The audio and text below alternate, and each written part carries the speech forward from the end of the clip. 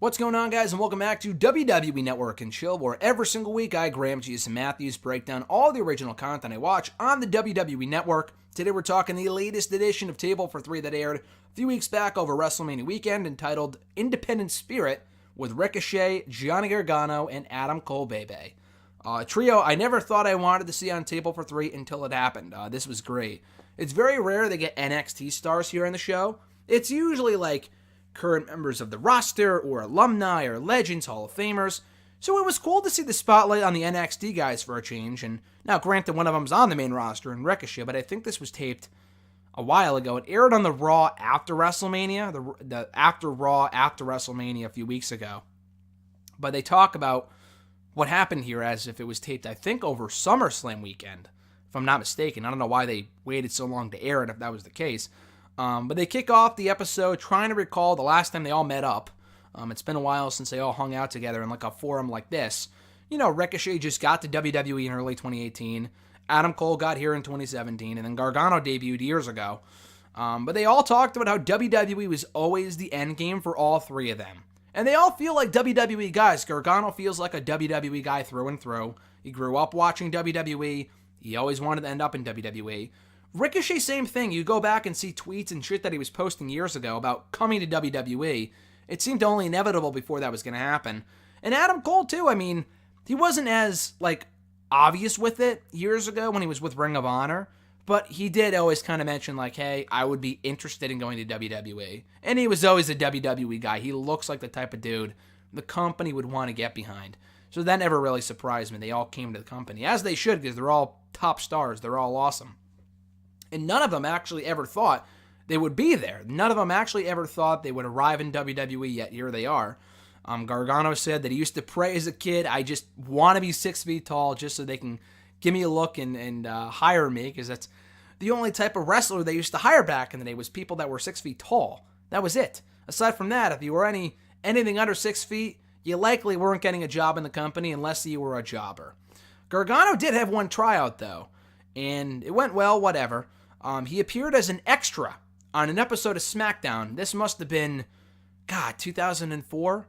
2005, maybe? Actually, 2006, because he faced MVP. He was 19 years old, because he lost to MVP. He talks about the experience here. It's amazing. I actually never knew this happened. I feel like I've seen a picture of him with this elf-like getup on before, but I forgot all about it until I saw this episode. So thankfully, they showed the footage to add some context to what Gargano's talking about here.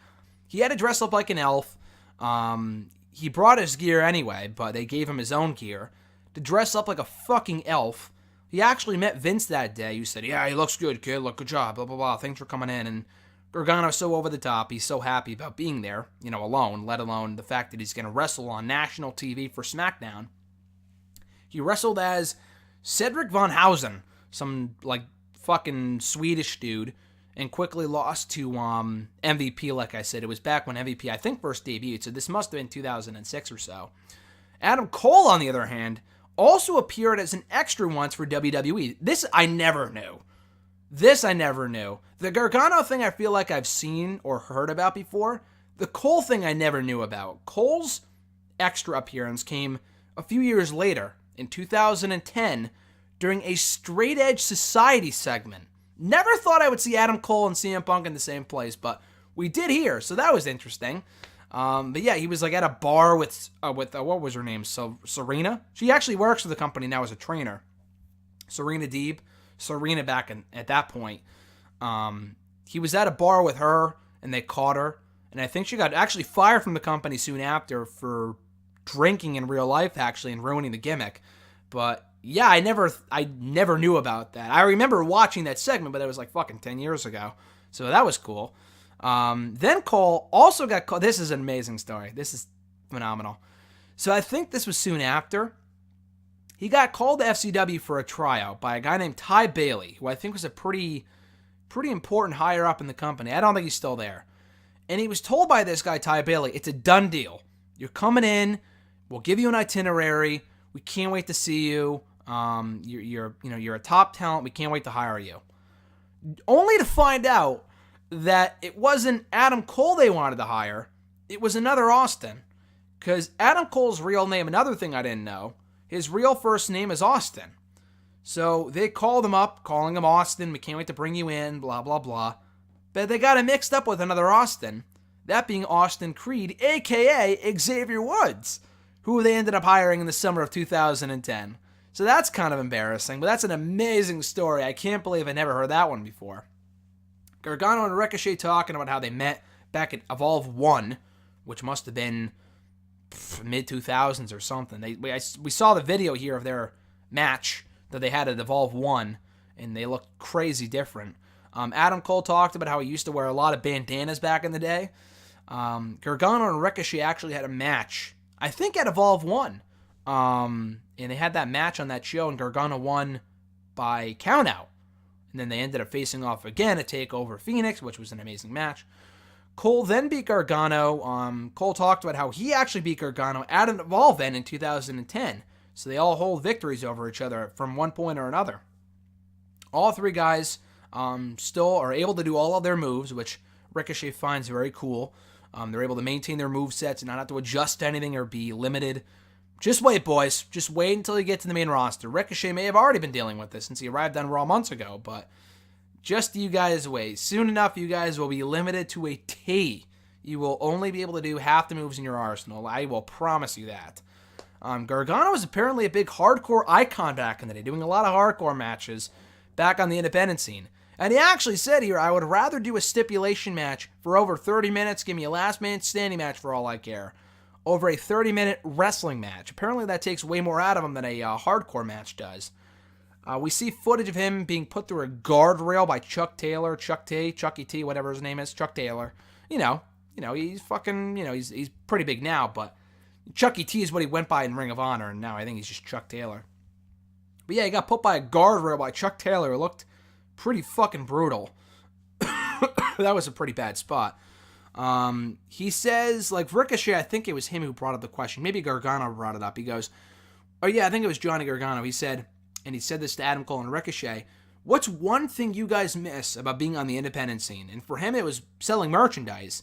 There was like a certain satisfaction with buying all the merchandise for himself, getting it made, and then selling it off one by one at each show that he went to. Some days you would get a lot of merch sold, some days not as much, but then you would have to sell it for the rest of the tour that you would have. Ricochet got merchandise much later on. He said it was not until like later on in his career that he started selling merch for himself. Adam Cole talks about traveling, and he still travels now, but not nearly as much. He travels in the U.S., but on the indie scene, he traveled a lot more than he does now. They all talk about Shawn Michaels and how awestruck they were at the fact that he's a coach currently at the NXT Performance Center, and just kind of being under his learning wing after growing up watching him, and a lot of people started wrestling, including them, because of Shawn Michaels, and now they're learning from him. They kind of know him on a personal level, on a personal basis at NXT, which is pretty cool. They remember William Regal coming to PWG many, many years ago and giving out tryouts and stuff like that, and how that kind of came to be and how that led to all three guys getting a job with the company much later on. Adam Cole talked about how it's so cool being here in NXT. And it was Ricochet and Cole actually asked Johnny Gargano about coming over when their contracts came due with Lucha and Ring of Honor respectively. They asked Johnny, like, hey, do you think there is like a future for us in NXT? Do you like it there? And they praise NXT up and down. They praise the whole WWE system here, which I'm sure WWE loved, but NXT rightfully so, because NXT is great, and I don't know the whole behind-the-scenes shit, but yeah, they do a lot of time praising WWE and NXT. And Ricochet, I mean, he speaks from the heart. He talks about how it's only getting better for him in NXT. He debuted with a bang back in early 2018, and by this point, which I think is the summer of 2018, it's only getting better and better. He actually just won the NXT North American title at that point at TakeOver Brooklyn. What would it have been? 4? TakeOver Brooklyn 4 back in August of 2018. So for him, it's only, up and off to the main roster, which he just debuted on a few months ago, well before this was taped, I believe.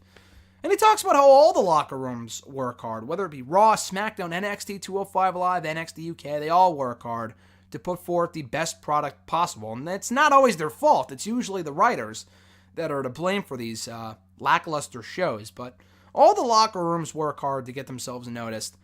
And they start comparing where they started out to where they are now and how much has changed since then and how they're all completely different competitors and all this other stuff.